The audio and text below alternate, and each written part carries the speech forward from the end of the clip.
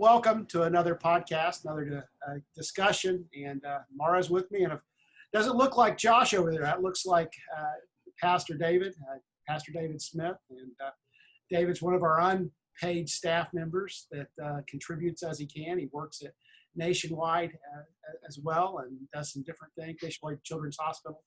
And so welcome, David. Many of you know him. We did a NAS chat not too long ago. And David's got his master's of divinity from, so he's a master divine from the Nazarene Theological Seminary, and just progressing to where God wants him to be in the ministry. Welcome, David. Glad you could pinch hit for Josh as he's sitting at a beach or wherever he's sitting. And so we're going to be talking about Rahab today. We talked about her Sunday. Mara, why don't you talk about the series just a little bit? Yeah, right now we are in the middle of our epic series, and I've really been enjoying it so far. I mean, it's been really challenging as we really think about the fact that we are made and called to live into this epic story, these epic lives. And we don't mean that in kind of a facetious way, but as we look at the way God has moved in the past, as we're kind of looking at the story of the Israelites, we are expecting and anticipating those same kind of movements here and now. So we've talked about the tabernacle and really that reminder that God is always with us. And as we move and follow him, he's going to lead us into those adventures, those epic moments in our lives. We've talked about Caleb and Joshua and the spies, and just this idea that as we move in trust and in faith, we don't need to be afraid of the oppositions. We don't need to be afraid of those things we encounter. That as we adjust our perspective, we are going to keep moving towards what God has for us. So as we look at Rahab, I love the story of Rahab. She's always been one of my favorites, just this person that I feel like everybody else had kind of counted out, and yet she was able to move and has a really big part in this story. So David, sorry I didn't give you more notice. I feel like I'm so glad you were able to do this week, but I know you're such an expert that you can definitely fill us in on all the things we don't know about this story already. That's right. David, why don't you talk about the story a little bit? We're in Joshua 2. Yeah, well, thank you again for both inviting me into this. It is in Joshua 2, verses 1 through 15. I'll just kind of provide a brief summary of it and reading especially the ending portion of it. And so God tells Joshua and the people of Israel in chapter 1, again, as a reminder that this is the land you're going to inhabit and that I'm sending you to. And so Joshua sends 2 spies to go look over the land of Jericho that they're looking over right now. And an unexpected person welcomes them into their home. It's the prostitute Rahab.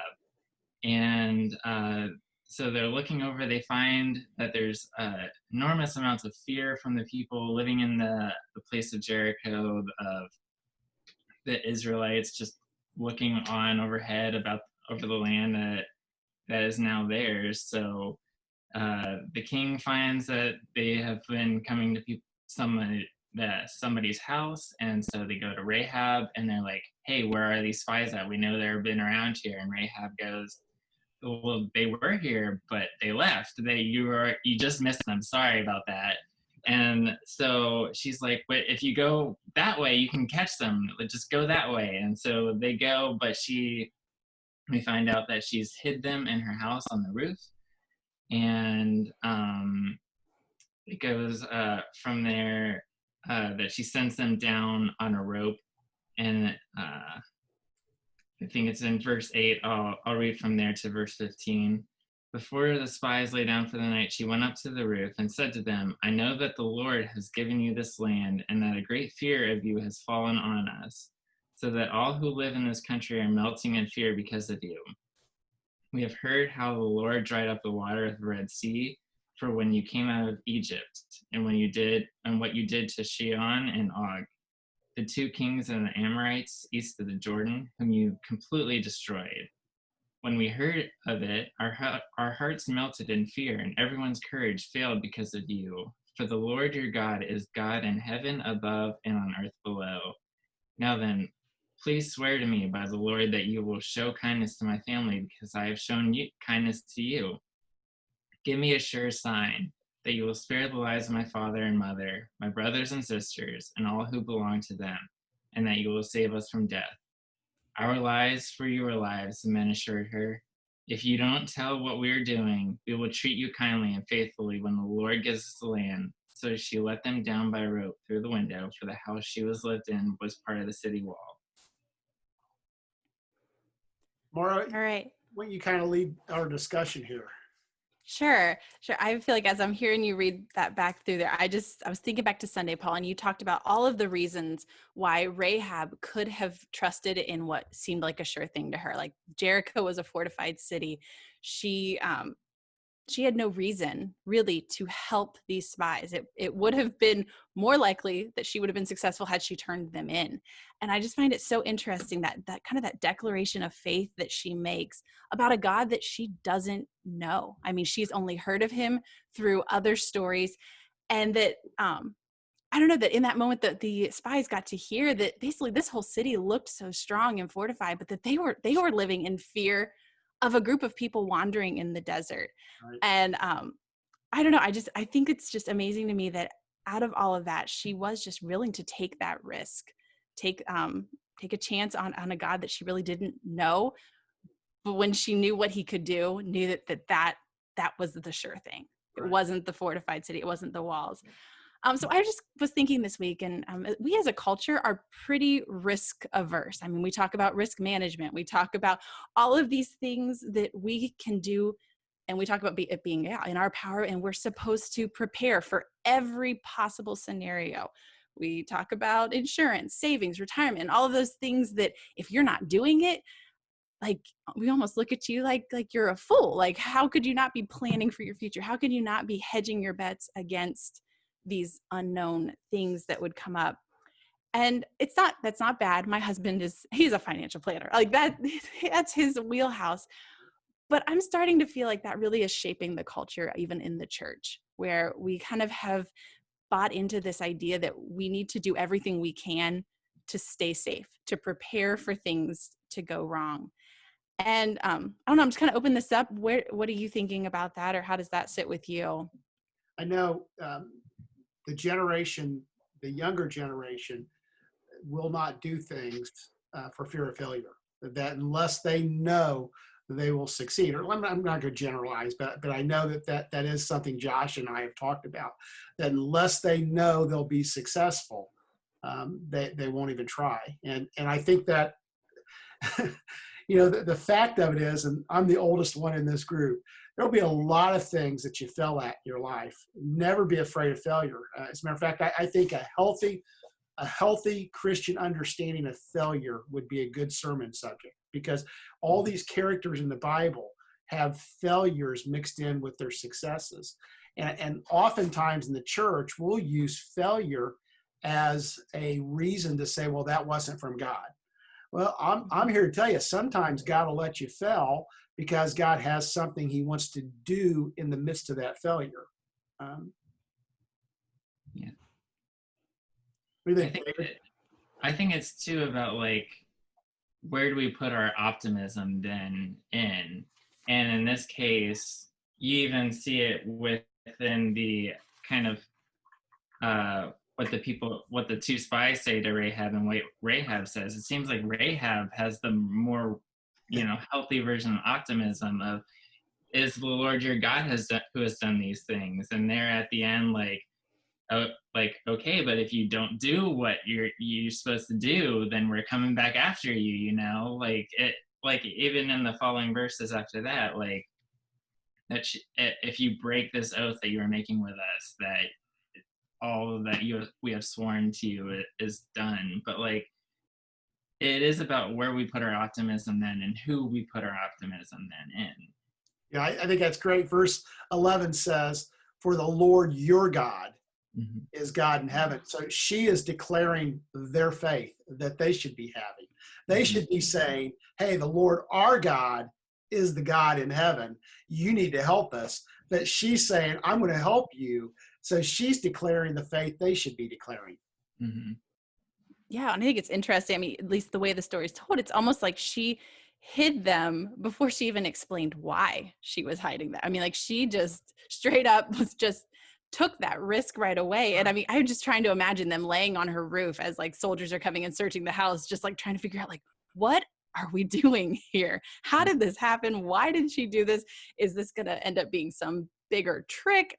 I just would love to know what they were thinking in those moments. Yeah, that's true. There's faith there. They're putting their faith in her, and she's not made any promises to him. That's for sure. Right. No, I think it's interesting what you said about failure, though. It's like I see that in my own kids. I mean, they're getting to that age where I find like Emerson is my one that he just doesn't want to fail. I mean, he just wants to, everything that he does, he just expects to be so good at it. And it's like it's crushing for him and just very difficult when things aren't going his way, when it's something like a new skill that obviously he's not going to be good at. But like even just to get him sometimes to take that chance to just try it is quite a hurdle. And Finley's my one. She just doesn't want to fail publicly. She's the girl in the corner that she is going to figure it out, and she will keep trying till she gets it. But if she knows someone's watching, all bets are off. Right. And so I just think it's interesting to watch how that fear of failure, it really just, it's something almost innate in us that we just are afraid for people to watch us struggle. How do we build something better into our kids, do you think? Can I be, I've never been afraid of failure. I really haven't. Maybe because I've failed so many times, but it's never, I'm not afraid of it. I'll try things. And, I think of all in, I put a pretty public declaration of what I wanted to do, and I failed at it so far, but I'm still trying. I mean, that's okay. Failure's okay. And wanting to succeed's okay. But if our wanting to succeed keeps us from trying because we want to do things that we know we're going to succeed in, boy, that was a long sentence. If that keeps us from doing the things that maybe God's calling us to do, and maybe just things to challenge ourselves, that's a problem. So how do we teach our kids that it's okay to fail? I come back sometimes, I know you've mentioned this a few times, that we learn so much more from failure. Like we actually learn nothing from success. And I find that fascinating because success is the thing we are all striving for, but that literally the part of our brain that lights up, it doesn't light up when you succeed. It lights up when you fail because you've learned the way that it's not going to work. Right. And like that is where the learning happens. And so I feel like I try to incorporate that kind of language as I'm talking to my kids about new things. Like if it doesn't work, that's okay. Like you learned how it's not going to work, like try something else. And, but again, I don't know, because I still have kids that are really terrified of failing. Now, what was it? I think Edison said that he learned there were 999 ways not to make the light bulb, or Yes. something to that effect. Yes. I think that's exactly right. And so, I can remember coaching one of Spencer's teams, and the first year they were undefeated. They demolished everybody. The next year they moved them up a division, and they got their heads handed to them. They were getting beat right and left, and our coaches were tearing their hair out. And finally I said, what?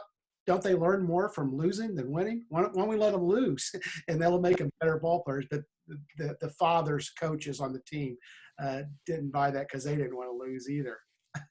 So what do you do, David? What do you think? This has been like a challenge for me because in many ways I am a perfectionist about a lot of things. Like if things don't work right, I'm like, what is going on? My whole world is upside down and that kind of thing. And like even for a while, like I'm a neat freak around here.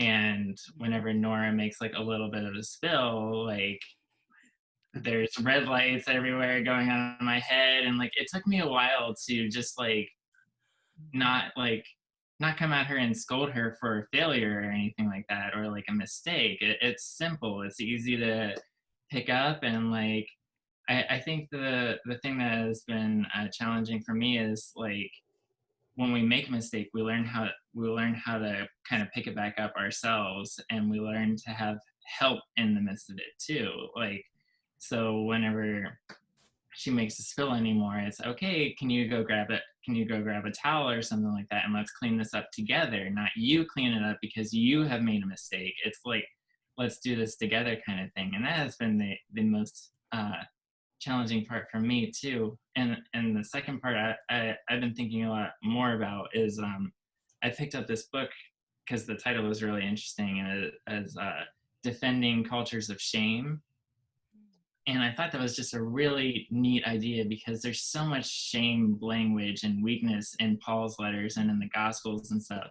And it's very countercultural for us to think in that way today, that when we talk about Christ, we imagine this like strong, like powerful God in the midst of human presence. But Christ embodied shame. He embodied weakness. And I think if we begin to see shame in that way, and see shame and weakness in that way, that we begin to live more Christ-like too. You know, I think there's a power too. Those are great observations. There's a power also in showing your kids how to live through failure. And so I think sometimes we try to hide. I think when we fail, our natural tendency is to try to hide it from people. But what if we said, okay, I failed here. This is who I am. I'm going to walk through with my kids, with my friends, where I failed, what I can do better, what I've learned from it, and how I think maybe even I'm maybe better from that. I think that would be a powerful lesson for kids, at least. If mom and dad could every once in a while say, man, I really messed up there. And that's hard to do. I know. No, as I'm sitting here, I'm feeling so convicted, because I am the queen of reframing my failures into accidental successes. So like, well, I kind of meant for that to happen. Like, and I'm realizing that, like, I don't know, I've been reading so much about how like our voice as parents is the inner voice that develops in our kids at times, and that our kids will hear that inner voice and think that it's the Holy Spirit. And so I want to make sure the inner voice that's developing in them is me speaking truth into their lives. And I'm getting more and more nervous sometimes that the things that my kids hear me say and that they are internalizing are going to be things that, cause them to feel shame when they make a mistake, because I pretend like I don't make any. And I don't know, that's really challenging me right now, that I need to stop pretending at times that it wasn't, that it was a mistake, and just own it. That's good. The best thing anymore, every time I make a mistake, is Nora will start laughing. So that's a really good, humbling part in my life anymore that I really appreciate. Oh, that's so funny.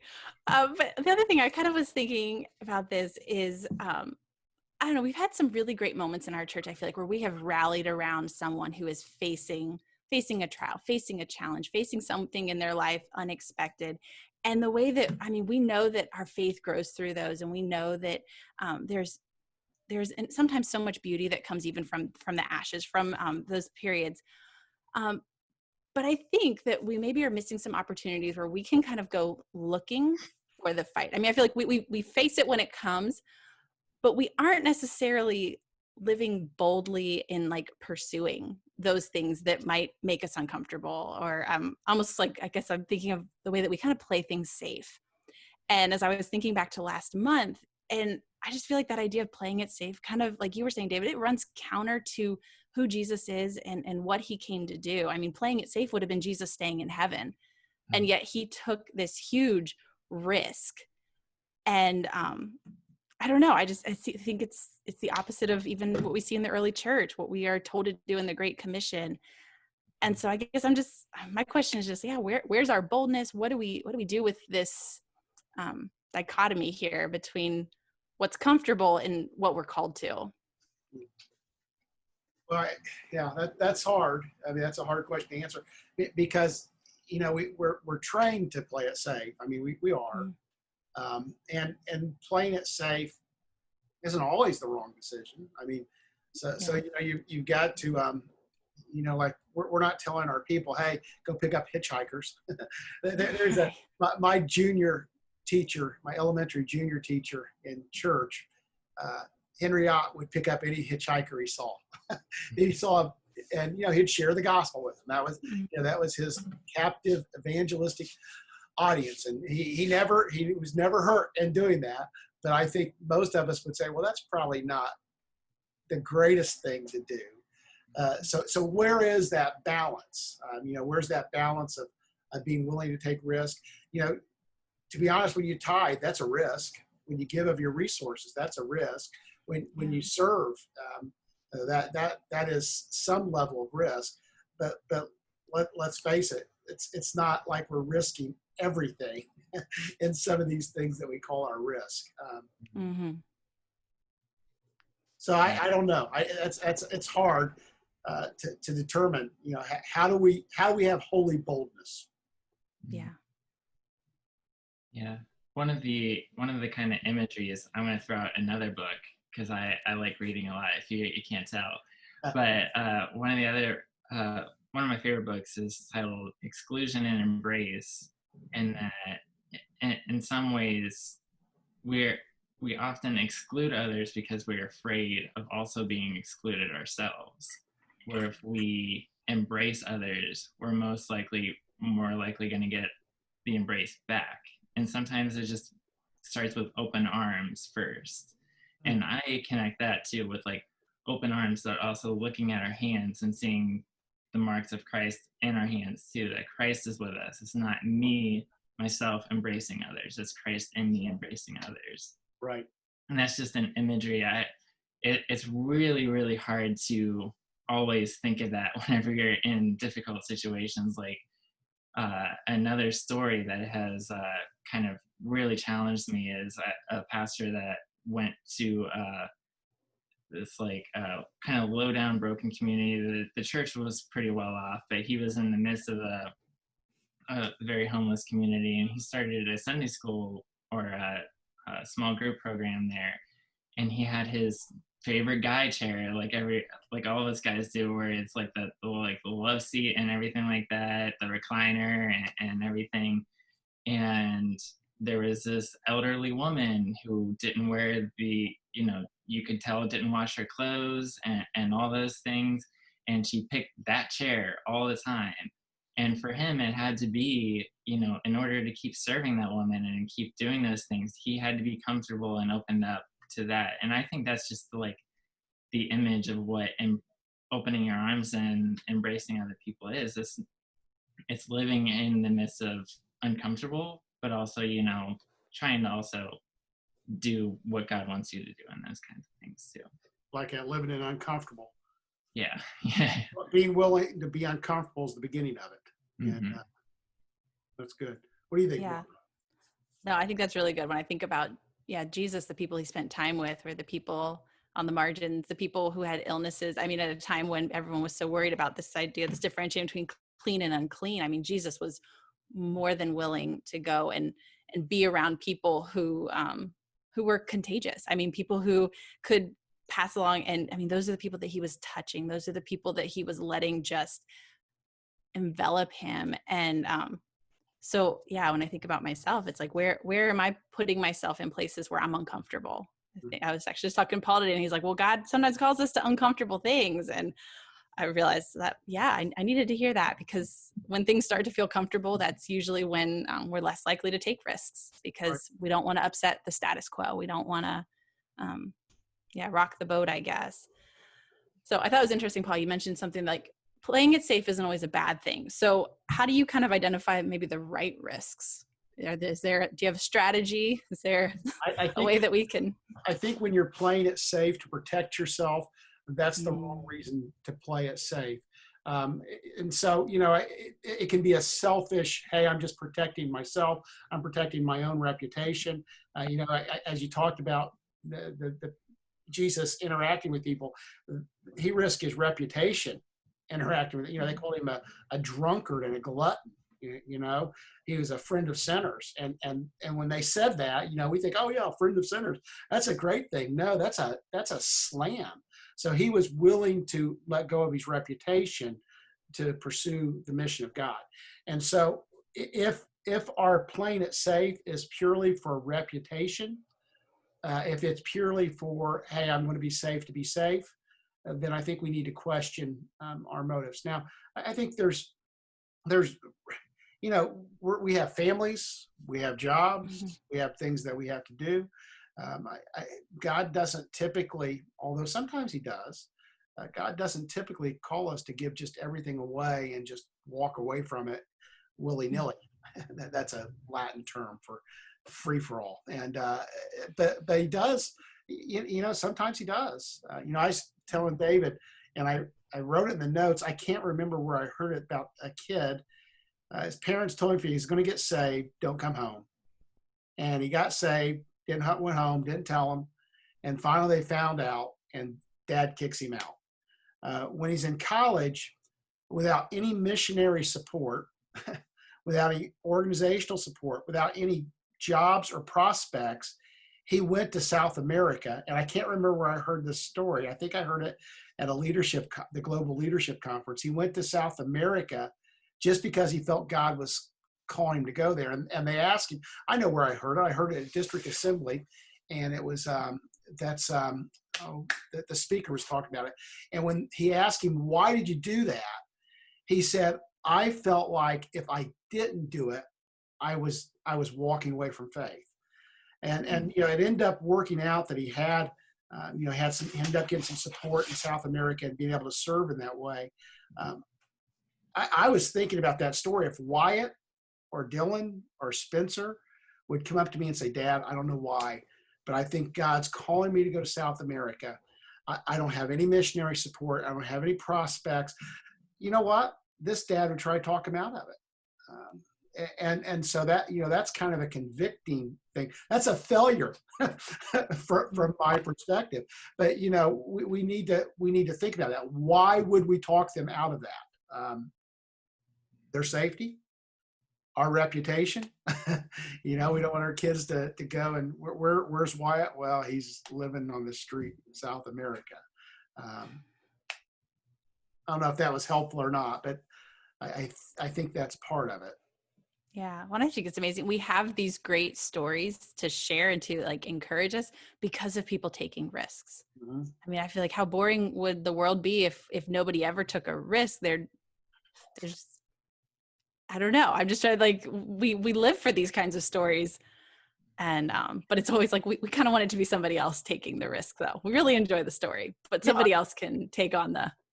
How many times have I used the quote, he is no fool who gives what he cannot keep to gain what he cannot lose. But do I live like that? Yeah. I try to, I think we hold on to these things that I guess it's a question of security. What gives us security? Is it God or the things that we possess or we believe we possess? And, I guess when you get back to Rahab, she realized she didn't possess anything, that her only hope, she was no fool to give what she could not keep, to gain what she could not lose in following their God, not her God, their God. Yeah, almost like it, not as it was easy, but she didn't have a reputation to protect. She didn't have, it was almost easier for her just to risk it because, she had nothing to lose. And I think back to Jesus talking about how it's easier for a camel to fit through the eye of the needle than for a rich person to enter the kingdom of heaven. And just the more you feel like you have at stake, I feel like the easier or the harder it becomes to be willing to risk it. Yeah, and Jesus talks about, the poor being easier. I mean, I think the context of it, the poor is easier for them to accept him because they didn't have to risk as much. Where if you were somebody in society, if you had everything together, if you had the right job, and then there's a risk in accepting Jesus because you may have to give things up. And here we live in a culture where we think we're being persecuted if somebody makes fun of us, or if the television shows aren't all favorable, or somebody's elected into an authority role that we don't agree with. We equate that with suffering and persecution. And, the martyrs from the first century are rolling their eyes in heaven saying, okay, somebody made a joke about you. You're considering that being persecuted. They chopped my head off. They burned me at the stake. They fed me to the lions. Now, I'm not wanting any of that. But let's face it, the risk that God is calling us to take aren't that great in our culture at this time. I mean, the risk is to reputation. Will you go to your neighbor and share the good news? Or are you so afraid of rejection that you won't even share with somebody that lives near to you? I feel like I'm talking a lot. I think that it just goes back to, I think, where do we put our optimism in?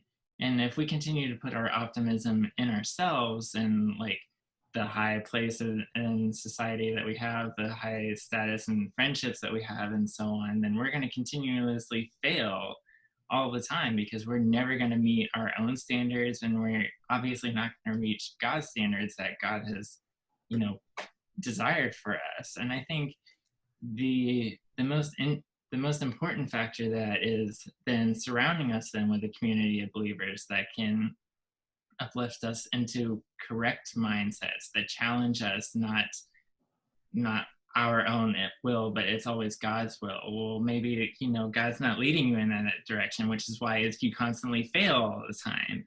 And I think we need people in our lives to constantly challenge us, because if we keep hearing the things that keep affirming our own mindsets, then are we actually being challenged, or are we just lifting up our own optimism in ourselves, kind of thing? But we need to hear also the voice of people around us that are speaking, well, like, God is challenging you in this way.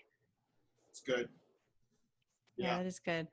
I was thinking, right now, it makes me sad that we live in a world right now where it's just really hard for people to be able to talk about things openly without being afraid that someone's going to mistake it, misunderstand them.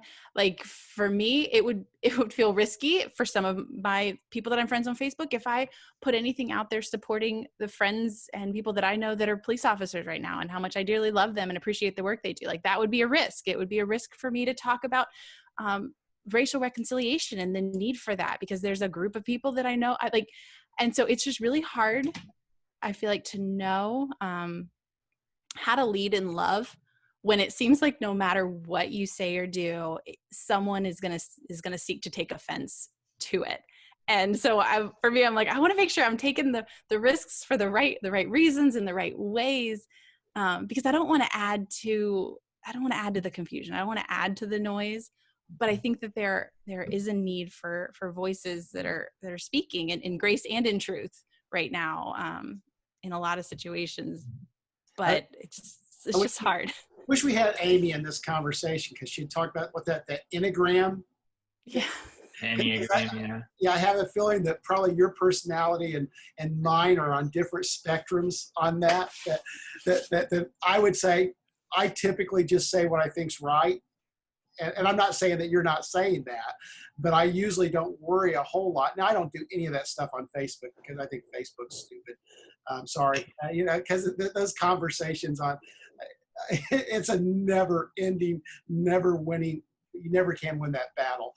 But it is funny you said that because I think that in my personality is, well, you just say, if you say what's true and right, from your perspective, you'll be okay. But I guess sometimes you're not, and you're I don't know. I feel like truth with no grace is sometimes a hard pill to swallow. Are you calling me graceless? I didn't say that. I didn't say that. David, by the way, if you ever do this again, now Mara's not got hurt, but you've always got to have the big cup to drink out, because it's cool to pause. I know. You guys are making me so thirsty. I came tonight unprepared. I don't have my coffee. I don't have my water. There you go. You got water. Thanks, David. Just you're move good. on. Yeah. Welcome. Sorry, we digress. No. But I mean, the reality is, and I am all for, I agree. Like you say what's right. Like that's our number one qualifier when we talk, when we participate in these things. Like we have to say what's true.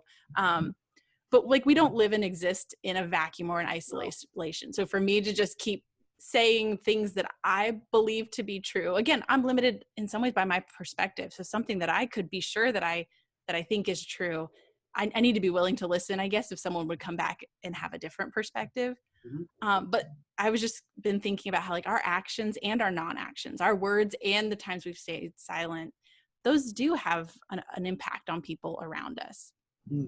And as we kind of talk about risks, like I'm just thinking about risks or things that other people have done that have directly impacted me, and that the risks that I take or that I don't take are ultimately going to have impacts on other people. And Right. that feels really weighty to me tonight. Yeah. Yeah. Our risk and our, um, because our failures have impact on people too. And so, sometimes we don't take a risk because we're afraid. For instance, if I want to just go out and start my own missionary society and quit the church and quit my job, and just, that could have an effect on my family. And so, when we take those risks, the failures affect our friends and our family as well as the successes. So yeah, it's difficult because we don't live in a vacuum, and that's part of the fear. I mean, we worry about how this will affect those we love. I mean, something too that has been constantly on my mind is Jesus seeming like he's constantly saying, like, I won't give you any yoke that is too much to bear, because I will always be with you in it. And Rahab even looks after her own family. She says, like, my brothers and sisters, my father and mother, and so on.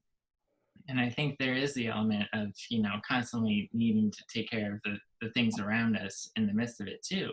But that doesn't mean that we can't just forego the risk entirely of it and being like what Jesus says, like, well, I can't follow you, Jesus, because I have to go bury my father and do those things first. Like, we have to be willing to take the step out in faithfulness, but also I think those things won't be left behind back there, but that God will be taking along with us. That's right. Yeah. Yeah. Jesus says some interesting things about that. He says, if a person doesn't hate mother and father and love me, then they can have no part of me, which, is hyperbole. Jesus is exaggerating. And I don't think he's saying that you hate your family, but I think he's saying that our love compels us to do for God more than seems reasonable at times. But here, once again, this is the conversation we're having. Do we live this all in unreasonable faith at times, or are we reasoned in our faith? And what is the balance? How when we read these stories, this is unreasonable.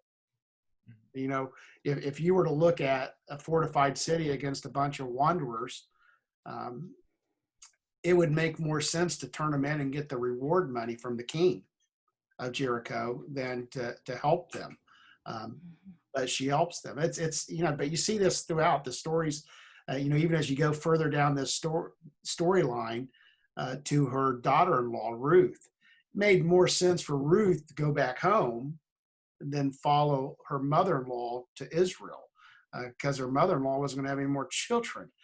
So it made more sense for her to go back to her father's home. It didn't make a lot of sense for David to be the one that pursued the giant, not on the surface. It didn't make much sense for David not to kill King Saul when he had the chance. And so, throughout this, you see when you follow, sometimes God calls us to follow unreasonable paths. And and I'm just kind of thinking out loud here. That's always a dangerous thing. But then you get to Solomon, and Solomon does all the reasonable things. What do you do if you're a king? Well, you marry for the treaties and for peace. And, on the surface, I think every kingdom in the world at that time would say that's wise. And it was its undoing. So I don't know why that popped in my mind, but I guess I'm just thinking down this line, and there's all this unreasonableness. And then you get to Solomon, and Solomon does all these, by the world standard, wise things, safe things. I mean, that's the safe thing to do. And it led to disaster. Yeah, no, honestly, I'm so glad you said that, because I'm starting to see this thing as we're kind of getting to wrapping this up here. Solomon did all the reasonable things. Like at the beginning, we talked about all of the reasonable things that we do to avoid taking risk. We have insurance, we have our savings, we have our retirement, we have all of these reasonable things. And I think that there's a bit of a perspective shift that we need in that those, while they are reasonable, are not sure things. And how do we train our kids? How do we train ourselves to see that actually our faith in God, our hope in God, that is the sure thing. Right. The risk is actually thinking we can do it on our own. The risk is thinking that in our power, I can prevent bad things from happening to my family. And so I feel like this month we've just been talking all about perspective, but if our perspective shifts to see that the sure thing is putting our faith in God, then anything else would be a risk. So it's actually less risk. See, we can flip that around. It's less risk. That's good. To be walking with God, to be walking in his will. That's good. Yeah. I think that's a kind of a good ending point too of this. What other thoughts you have, David? Anything else you want to add before we close this out? No, I feel like that was pretty well summed up there. Mara, that was great. David, why don't you pray us out? And next week, what are we talking about next week? We'll be talking about crossing the Jordan and the memorial stones. And then we'll be moving into the defeat of Jericho. And then we're going to talk about Gideon. And then we're going to talk about David a little bit. So we've got a little bit more in this epic series. We're kind of extending it and looking at some different stories. But thanks for joining us, David. We appreciate the perspective. And before you go there, David, I have to share the story about watching Nora. And I think you identified it as a failure, but I saw it as she successfully emptied every game in our game cabinet one night and saw all the pieces all over the floor. And she was very successful in just creating this masterpiece. And the look on David's face, and I just will never forget, oh, Nora. So Story is never going to leave me. It's always going to want me. Sometimes with kids, you have to redefine what success is. Yeah. Yes. Sometimes, and she looked so cute doing it. Sometimes success is no broken bones, let me tell you. Yes. Yeah. And a smile on her face at the end of the night. So. That's awesome. Oh my goodness, yeah. Well, David, pray us out, bud. Yeah. All right. Heavenly Father, we thank you so much for this time of discussion, for this time of just getting together and discuss your word. Lord, strengthen us, encourage us, and move us to live epic lives, to put our optimism in you, to put our strength in you, and to be willing to take that step, but also to encourage that step in our children, in our families, and in our own lives. Lord, challenge us. Lord, lead us to where you want us to go, and pray this in your heavenly name. Amen. Amen. Amen. All right. Talk to you guys soon. See ya. See you.